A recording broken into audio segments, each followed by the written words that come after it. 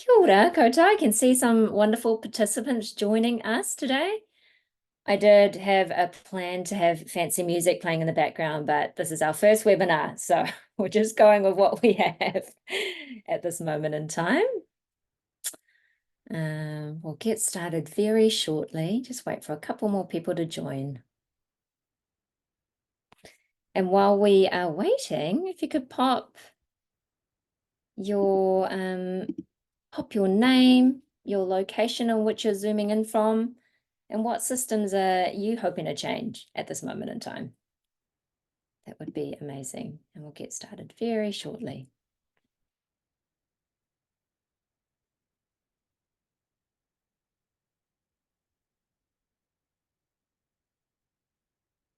Two pass.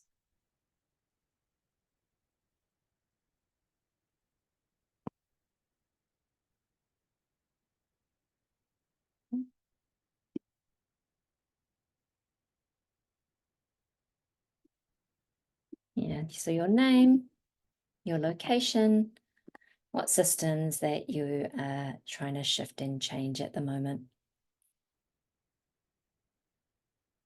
Oh, I love that, Morelli. You've put your name in big capital letters. That's wonderful.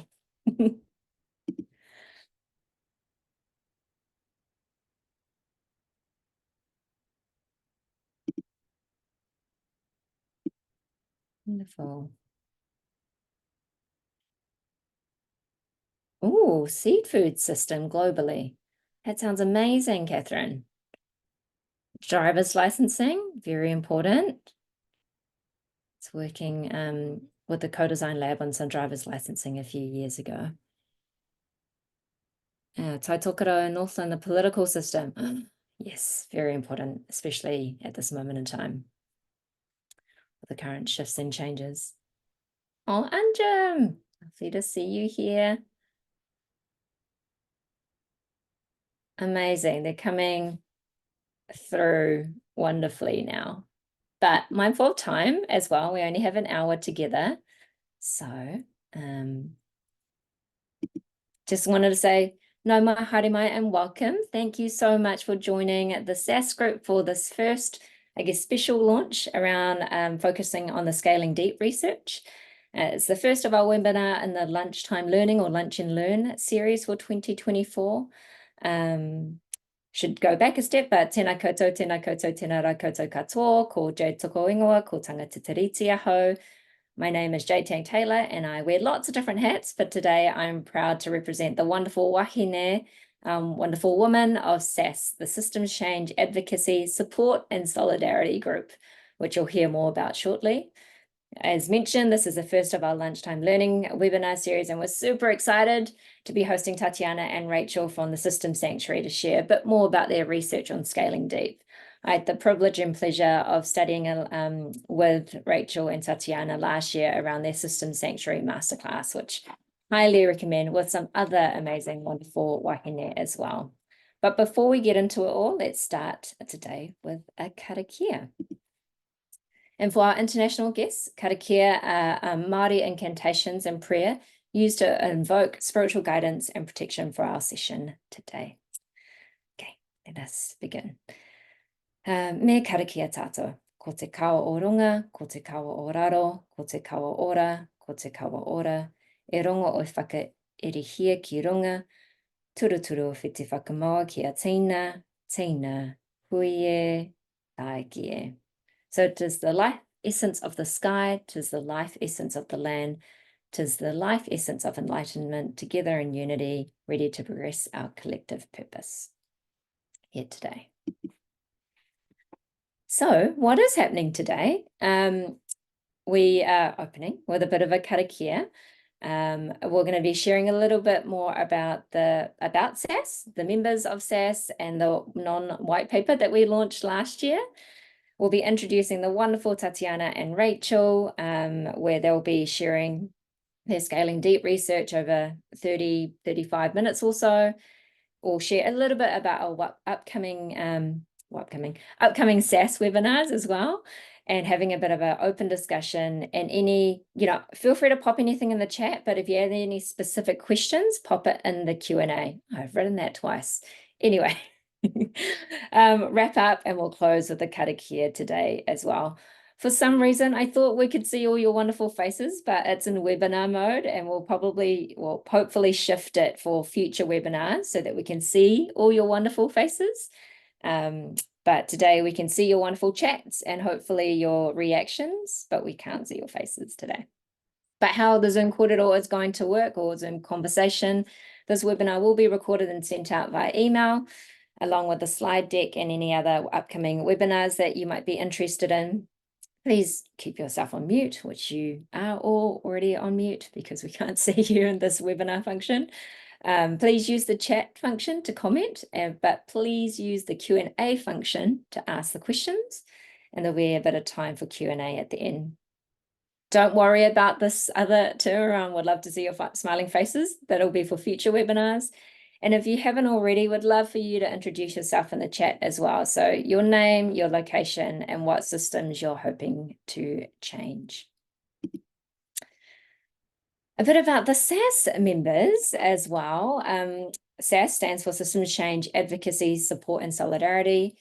It's a bit of a wonderful group of wonderful wahine that have met for the past couple of years. We believe that a more equitable future for Aotearoa begins with systems change, and that this future is te tiriti-based, connected, and community design. We are a diverse network of wahine and non-binary humans who gather together to grace, through the grace of Te Tiriti o Waitangi, our founding document of Aotearoa New Zealand, as systems changes grounded in the community. We gather in a variety of forums to create a safe space to be present with each other, who lean in with each other, and we go deep and share our wisdom to enrich others practicing as systems change practitioners as well.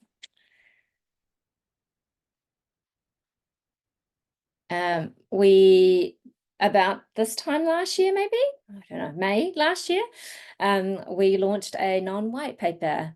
This is a SASS's gift to everyone who's passionate about creating a more equitable, inclusive te tiriti-based Aotearoa, whether you work in system change or support it. From that, there were 5 key pathways, each with clean and clear actionable steps for those who want to contribute to a more inclusive and beautiful future and across Aotearoa and beyond.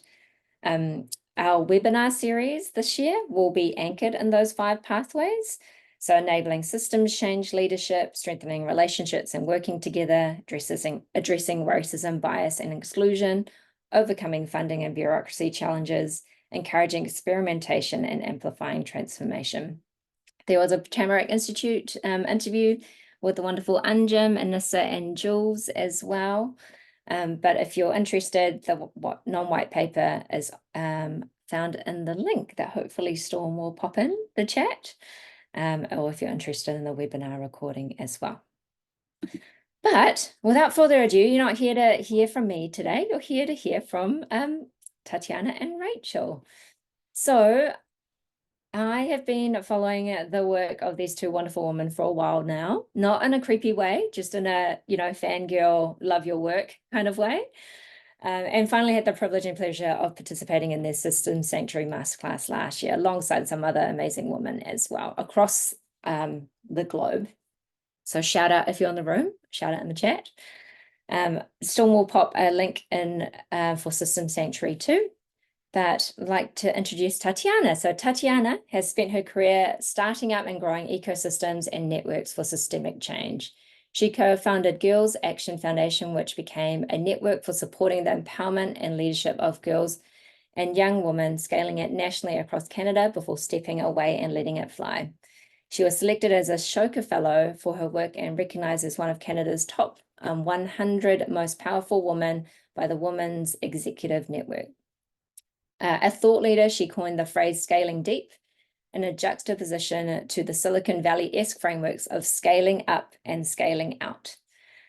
This came in our own experience, from our own experience of working with feminist groups who are creating significant impact at a grassroots level, personal, relational, and cultural change. Tatiana is a mother of 2 and lives in Montreal, Canada.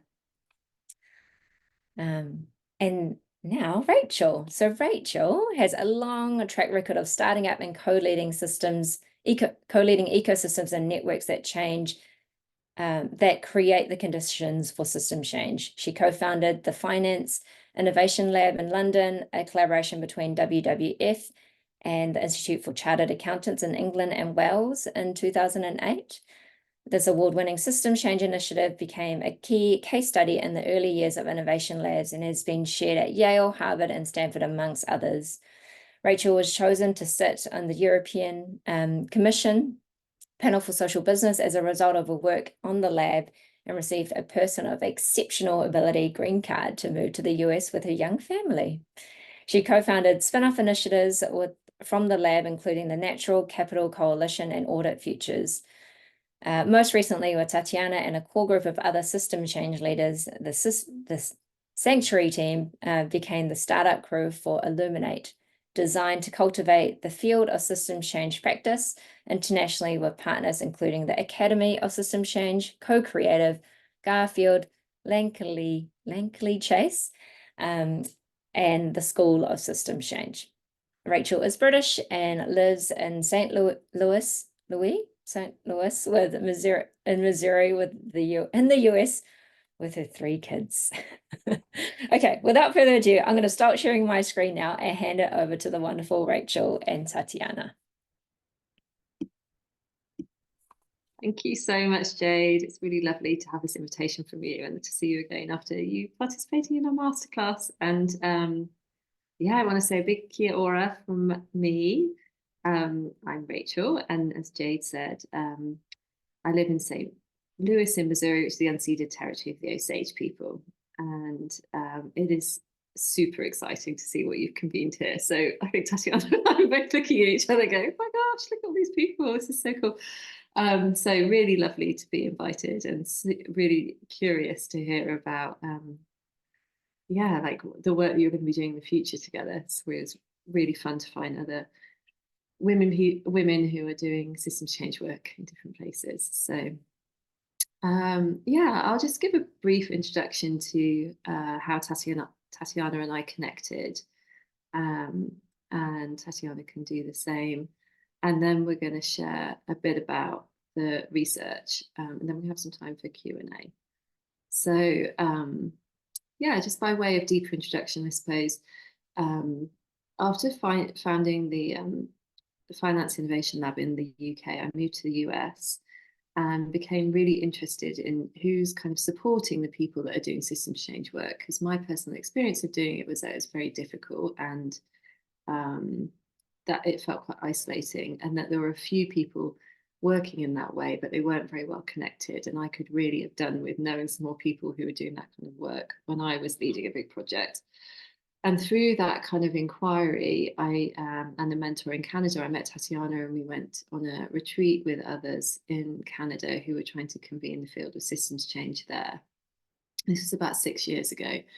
And we came together to start the Systems Sanctuary really as a beginning, as a kind of side project, as a way of creating peer learning groups for people who are working on systems change and who were feeling isolated, overwhelmed, and needed to have a conversation about practice.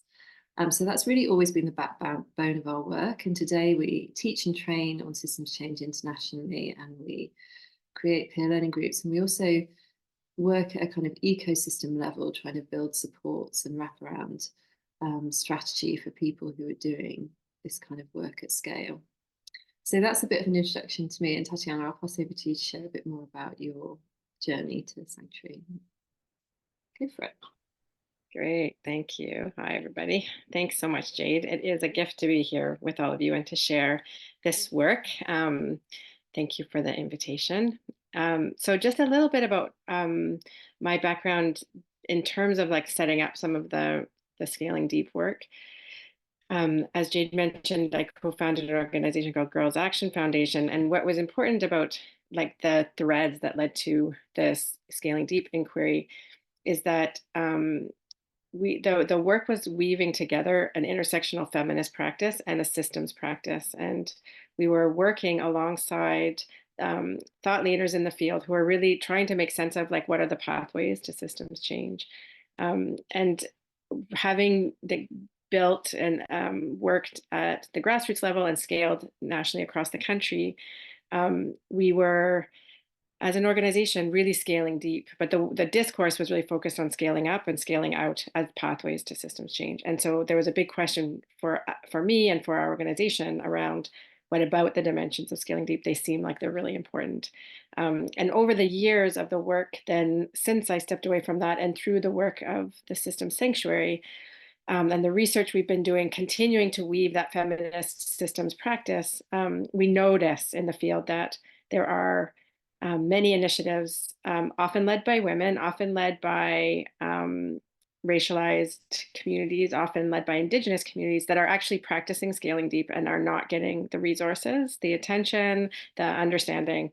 And often that work is easily dismissed in ways like, we can't, it's intangible, we can't measure it, it doesn't. And so a lot of people are doing it, but they're maybe performing and highlighting their scaling up and out. So anyways, this is kind of the backstory to the research. And also just to say, I think some of the resonance that when I met Rachel, it was such a gift to find like a fellow traveler who really believed in this notion of collective support for systems change people, and a recognition that we don't have systems change all figured out, but there's an emerging collective intelligence that needs to be supported in this ongoing kind of practice and reflection to help us move the field forward and support kind of wisdom in action. So as Rachel said, we met and created the sanctuary. And so we do a lot of teaching and training and peer learning, supporting the field in that way.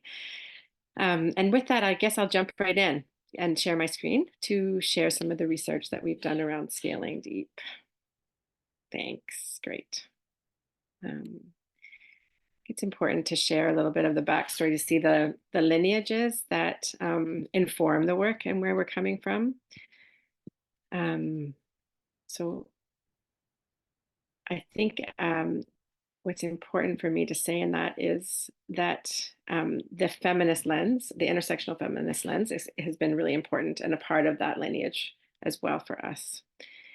Okay, so we're going to share basically this inquiry. So after kind of many years of following this thread, we were supported to do research on the practices and strategies and impacts of scaling deep. This was in partnership with Ashoka Canada. So we were very fortunate to have that support and to be commissioned to do that research.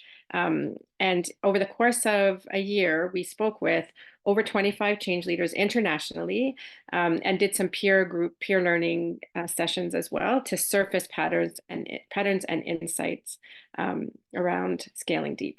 And as I mentioned, we situate scaling deep within the framing of scaling up and scaling out.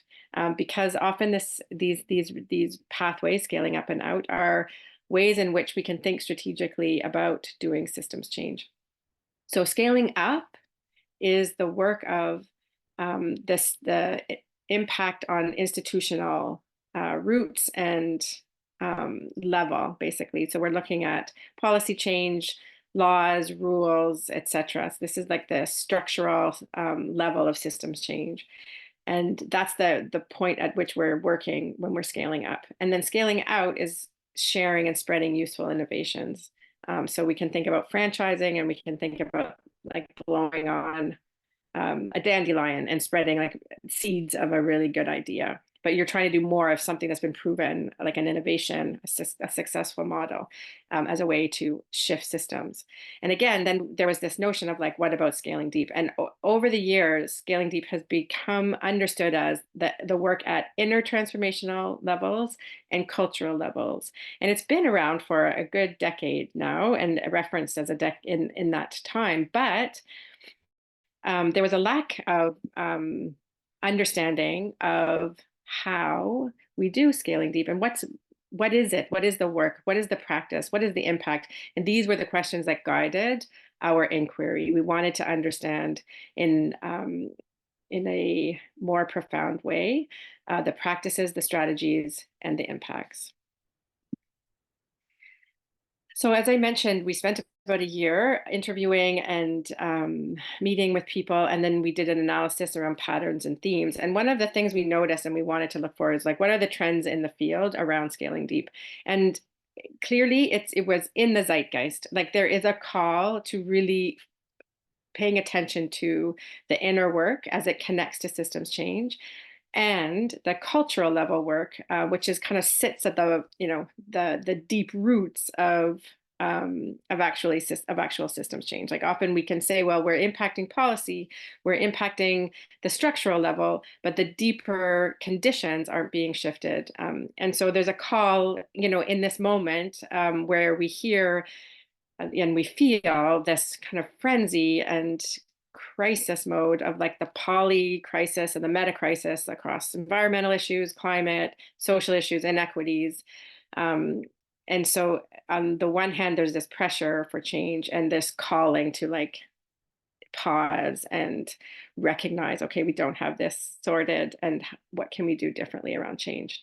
The other trend that I already mentioned is that we clearly saw there's that scaling deep practices are undervalued, under-resourced, and we heard that over and over and over again. So part of this, our intention is to shine light on this work, lift it up, value it, amplify it, celebrate it, and also give more understanding to it so that it can't be dismissed so easily, because we think it's really important.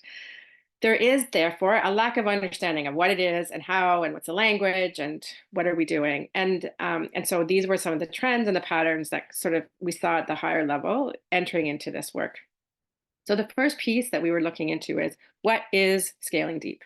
Like beyond saying it's inner work and beyond saying it's cultural work, what is it? And what we found, these were some kind of expanding lines and threads around what it is and how we define it. So yes, it's the personal transformation and healing, but it's also this idea of where change actually happens. It's where the life of change happens. And we think about it in terms of this relationship around how we influence culture, but then how we're in relationship and being influenced by culture and how this culture shapes us. It's actually really going at the roots, into the root causes of the problems. It's changing level of incentives, conversation, and models of how things are done. So we actually think about it as embodied change. It's actually changing it's not just trying to change something. The way we are doing our work, the way we are organizing is also changed. It also challenges traditional and dominant thinking in the change sector, in business, and in academia. So part of the challenges around scaling deep is that it's an actual challenge to the dominant ways that we are existing in the world. More on definitions. So the work of scaling deep is actually nurturing the foundations for change, and it's enabling collaboration. It is a continual process. So we saw this over and over again. There's this process of reflection, renewal, and interconnected change, this a reflexivity of like reflecting, learning, and then taking action. It also requires slowing down and deepening, counterculturally, like where everything is just moving so quickly, fast-paced. Scaling deep is actually the work of slowing down, of grounding, of deepening, of listening. So we're deepening. That's it. And it's the work required to inform action at other levels. So while we're not saying, the purpose of this isn't to say scaling up and out are bad, we should only be scaling deep. It's not at all that. But we're finding is that the scaling deep is required to inform wise action when we scale up and when we scale out. And it's important work. So what does it look like? And in our analysis, we found like 7 buckets of the practice. So I'll just walk us through those and give you a little sense of like, what are some of the practices that we can point to now when we're actually talking about scaling deep? What does it actually look like in practice? So 1, it creates the conditions for healing. And so this is the deep work of personal transformation. And it's the work that is the healing self that is connected to the healing systems. It's starting where people are at. So it's centering lived experience.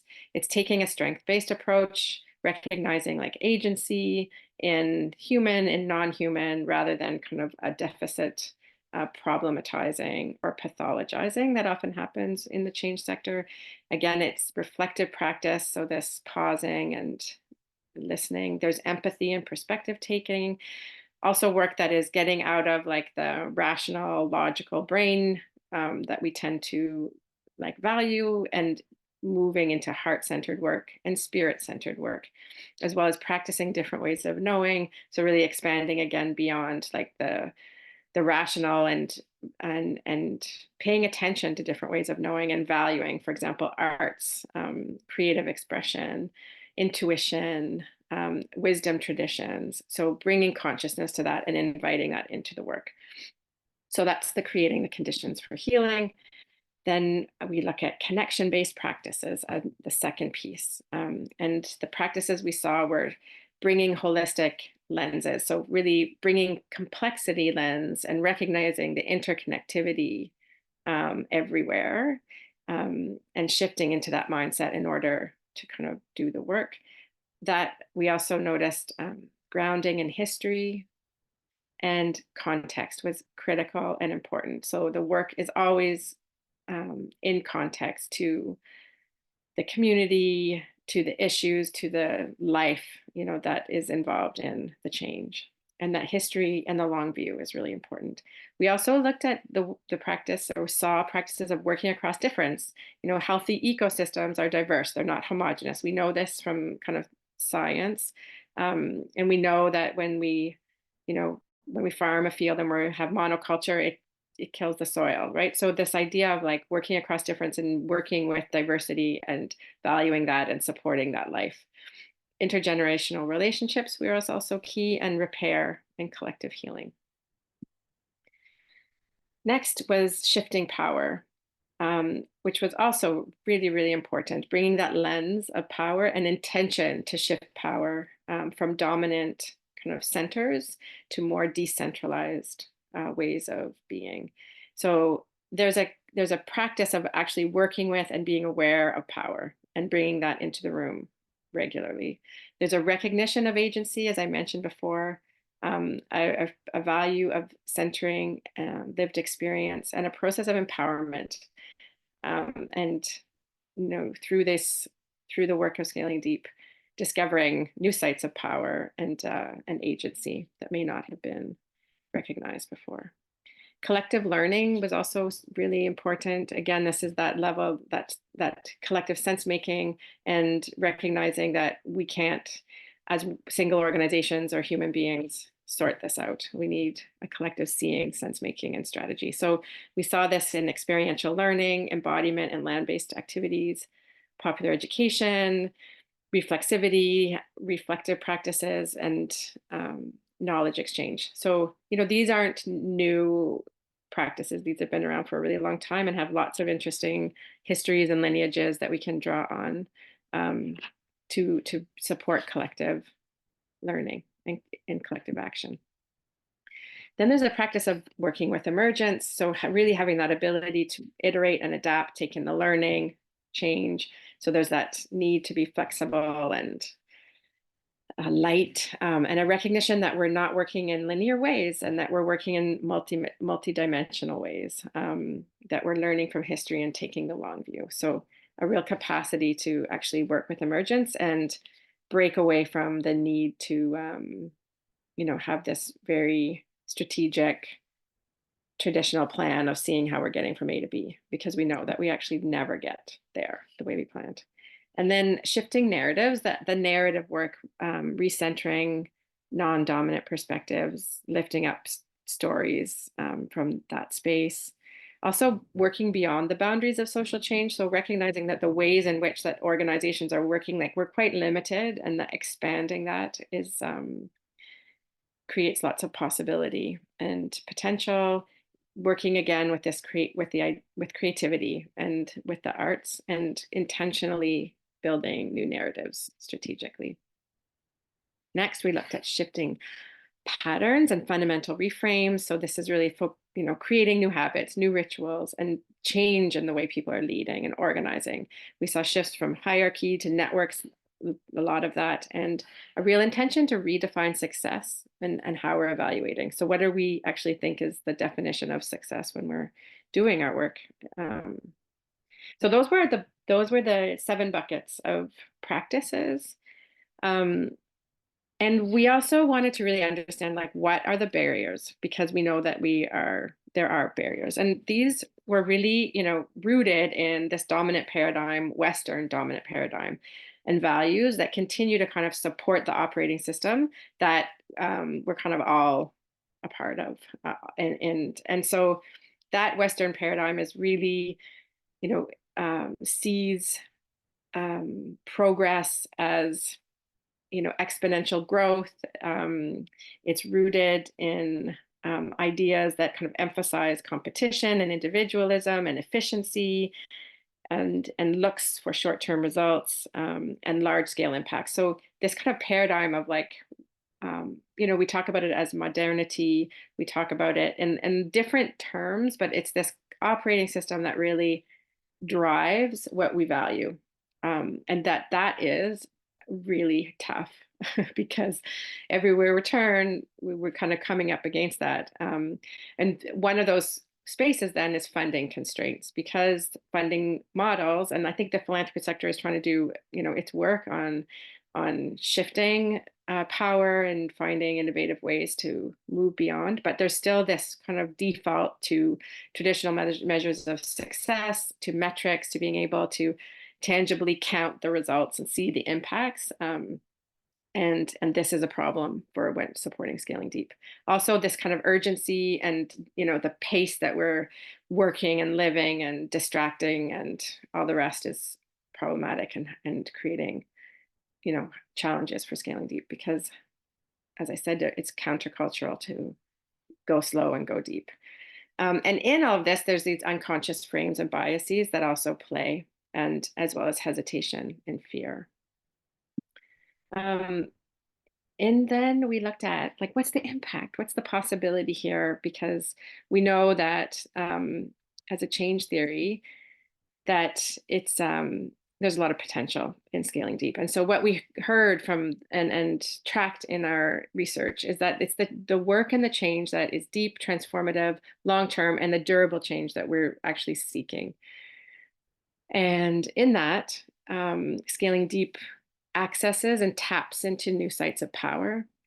It supports cultures and ethics of love and care. So when we're trying to shift systems that are harmful, hierarchical, dominant systems, to systems that are caring and loving, the work of scaling deep is supporting that shift. It's also the intergenerational and relational level change. And it has cascading impacts. There's ripple effects from this work. It is prevention work. It's working upstream. It is shifting harmful patterns. It is working around equity and trust. Like, through this, the scaling deep work, we are, the through line of systems of inequity, we are working at that level. So we are looking at colonization and patriarchy and racism and ableism. These systems of inequity are inherently being worked when we're in the scaling deep dimensions. It has the potential to change cultural landscape and to really support life, healthy systems, the life of systems. So this is its highest potential.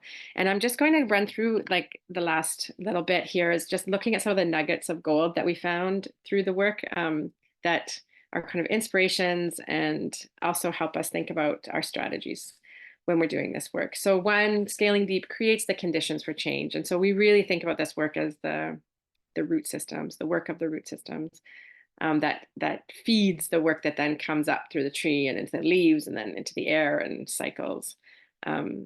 So scaling deep creates the conditions for change. It is embodied change. So that actual work of being the change, embodying it, actually working at that physical embodiment level, actually working at the doing things differently level. This is the dimensions also of scaling deep. It is shifting power. It is working at systems of inequity, and shifting traditional power structures. it informs wise action across scale. So we're scaling deep to inform how we scale out and how we scale up. And I always have this kind of sense when I'm speaking with people who are doing this, is like, there's a sense that the deeper you go, the more power you have at that scaling up, which is kind of cool.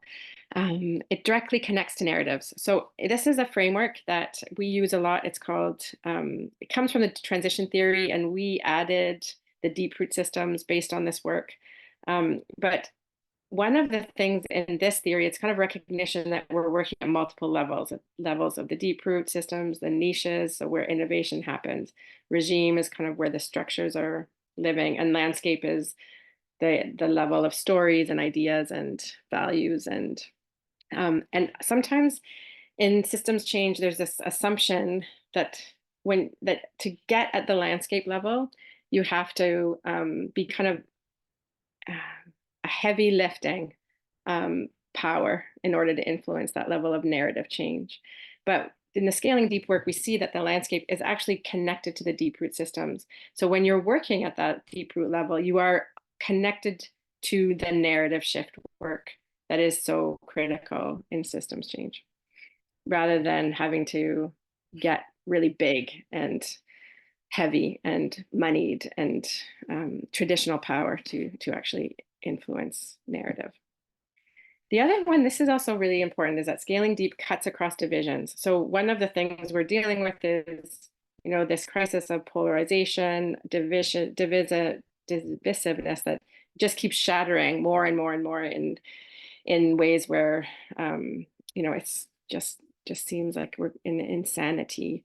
And scaling deep is this work that, is finding the third path, the third context, the way forward beyond polarity. And so there's great potential in that as well. Again, it's the work that challenges systems of inequity. So we're working to shift, the larger systems that are harmful. And then we're expanding beyond institutional change. And that is really exciting, because this possibility of expansion, of finding new possibilities, I think is really important. And the kind of constriction and the limitations we feel in the change sector, we can find more room and more space when we're working at the scaling deep level. So there you go. That's the summary of our findings. And I'll just finish by saying, it's really fun to share this with people, and we find a lot of the feedback we get is that people who are working in this way see themselves, and there's a validation that happens. And the other piece that's kind of coming for us is this need to write up case studies and share good examples and stories. And so we're actually doing some of that now, and it's really fun to do that. So thank you very much for listening. And I think we can move now to opening it up. Amazing. Getting a few applauses and love hearts in the chat as well. Thank you. That was amazing. Lots of food for thought, and many things that you said that resonated, like from heart-centered work and spirit-centered work as well. And how do we actually move from scaling out and up to actually scaling deep? And that's where the real work is. And also, I think point number 4 around collective learning and collective sense making really resonates, because that's essentially what we're doing with the SASS group as well, which is a group of wonderful women, wahine, that are part of it. There was something around healthy ecosystems are diverse and not homogenous as well, and that was a key principle in forming SASS too, so that really resonated. But if there's any partai or questions, feel free to either, pop it either in the chat or Q&A. I'll look at them both. But I guess I had a question to start with, maybe while people are just popping their ideas in as well, which was, you mentioned at one point, a lot of these groups where change is happening is often under resource and at/overcapacity. How might we encourage, I guess, the broader funding ecosystem to support initiatives that are intentionally scaling deep? I think sometimes it's I mean, would be wonderful for people to pay for cups of teas and relationship building, but also quite hard to sometimes justify, having worked in a philanthropic organization in the past as well. But curious to hear your reflections on that. And then I'll get the Q&A.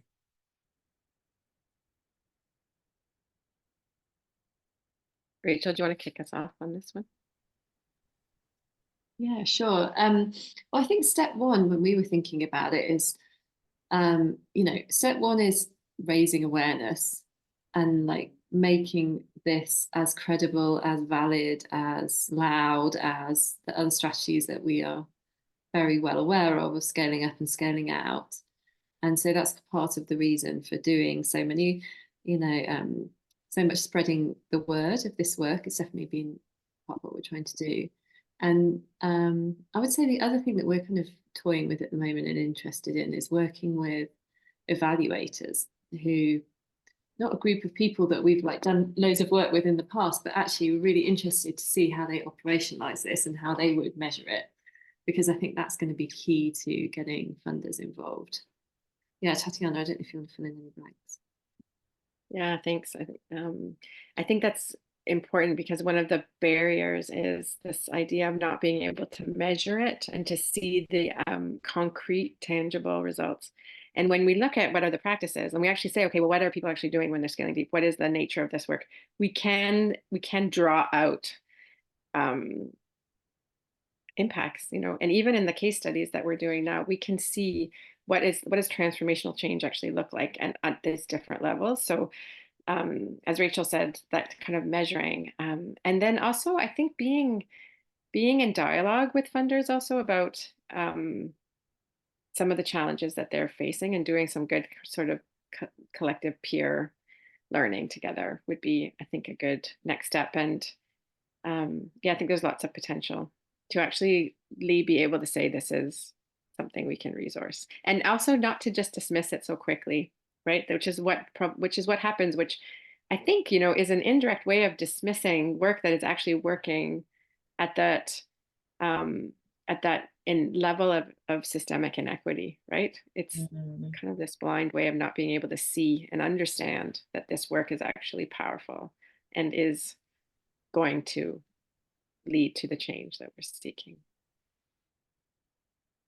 Yeah, on that note, there's a beautiful and provocative question here in the chat. If you are trying to influence systems change from within institutions that most need to change, cough, government cough, but you're struggling to find allies and create that internal movement, how do you stay resourced as an individual? Is it through wider networks and cups of tea?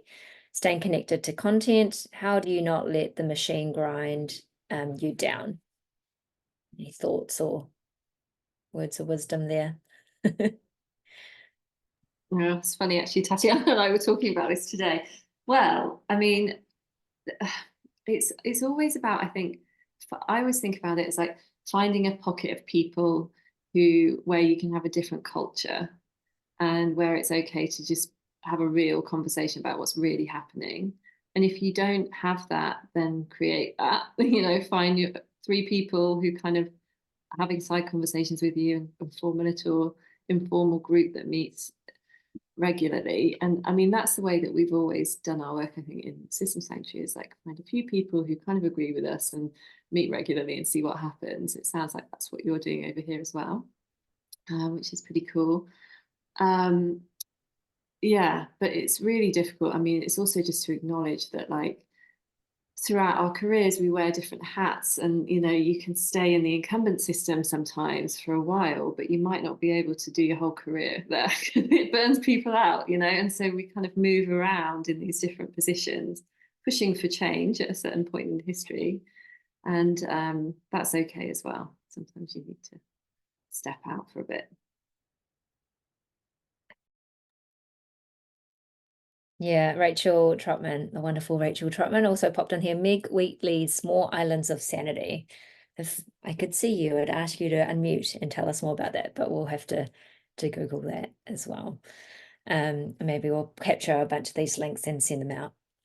So there's wonderful chat and wonderful yeah, interesting links in the chat that we can share with everyone. This is one tied into your evaluation point before. Catherine Shaw, thank you for your fabulous work / mahi. I think the evaluation aspect is so important given the growth of the MRV space, monitoring research. I don't know what MRV stands for. Hopefully you do. Clearly, it's super difficult to unpack and quantify without dulling the subtle work that it is. Could you comment on how to hold that tension? Is your fabulous work on the radar of the International Sustainability Standards Board yet, or vice versa? I don't know, Tatiana, if you would like to. Yeah, it's a good question. You know, I think that when we're, this is kind of touches on this idea of expansion that happens when we move out of performing kind of in organizational roles for change, right? When we actually are dropping into our full humanity in the work that we're doing. Because in order to do that inner work, we have to connect and reconnect to our full selves, right? Which is like our full human experience. And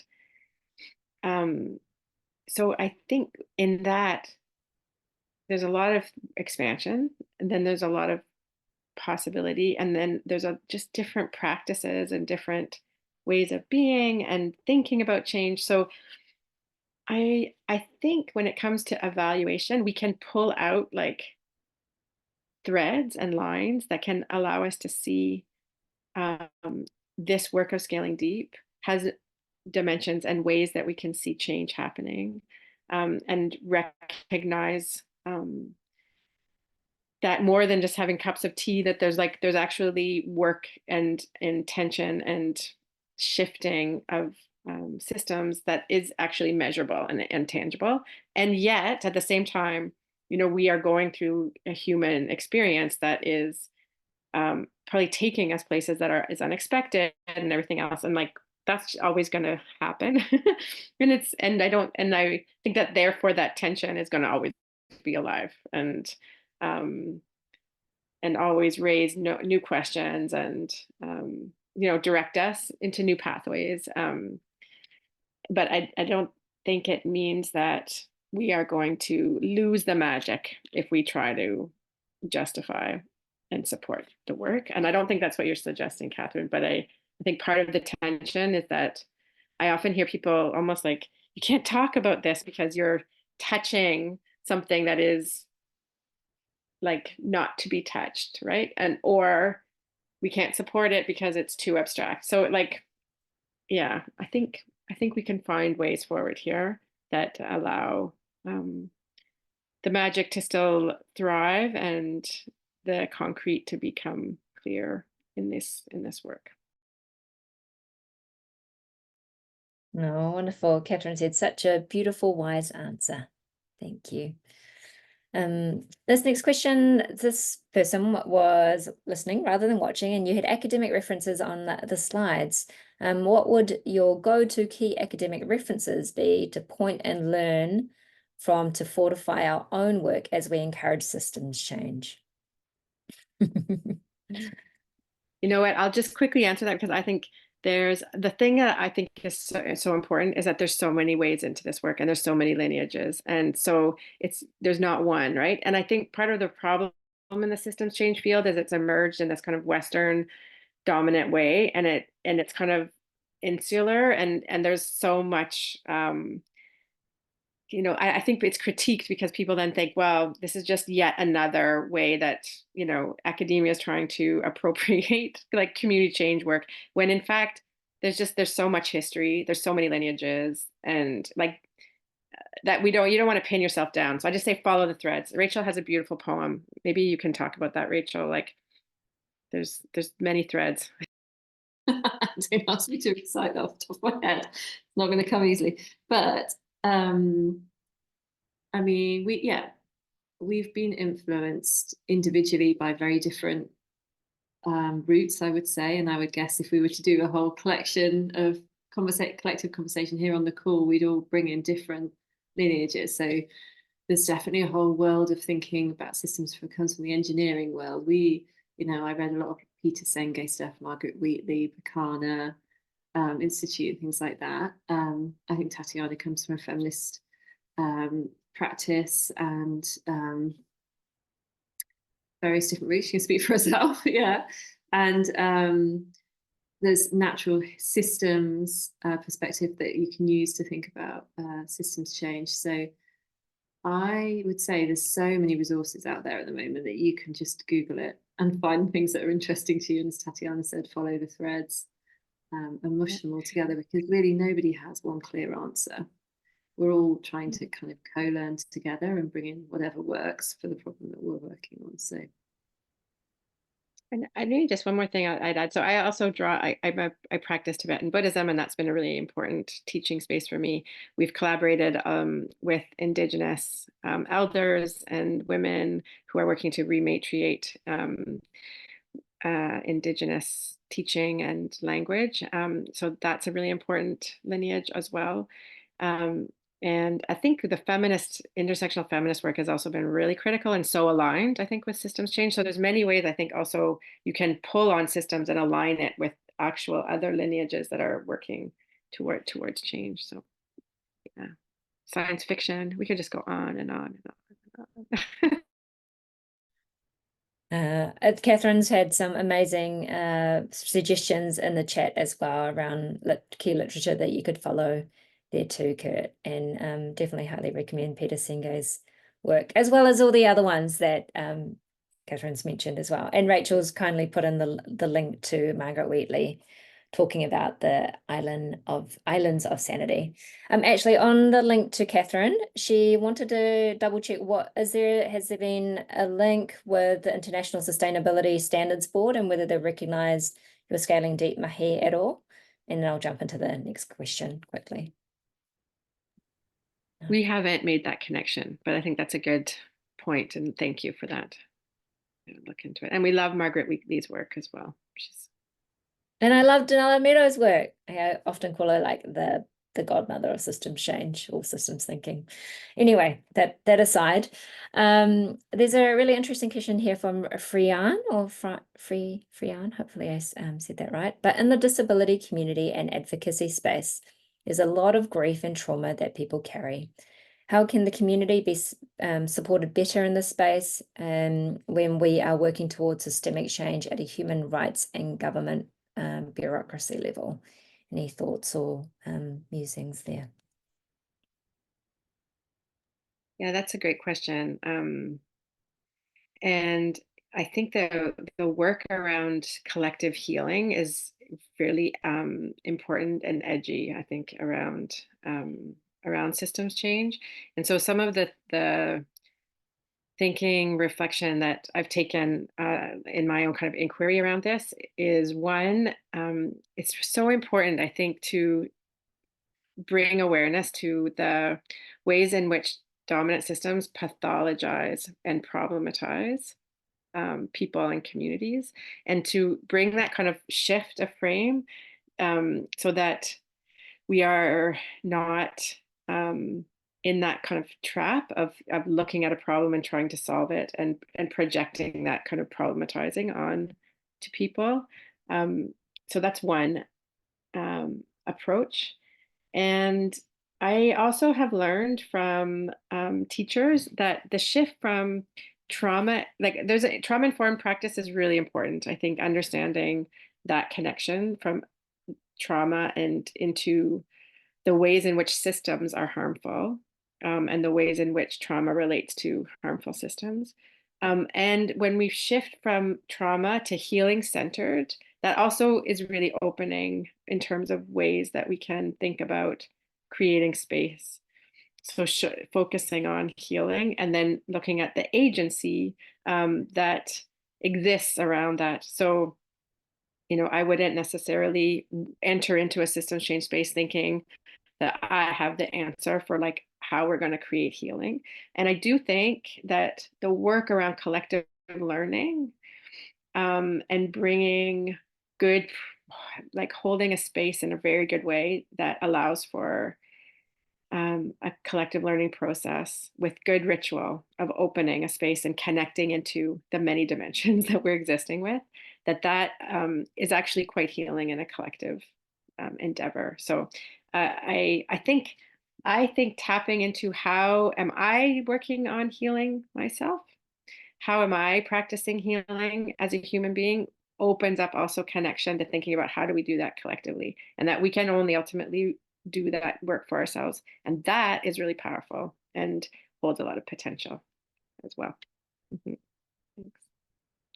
Just to say also that kind of the idea of trauma, like, I think everybody holds trauma and everybody has their history around that and legacy around that. So also like aligning there is really important, I think.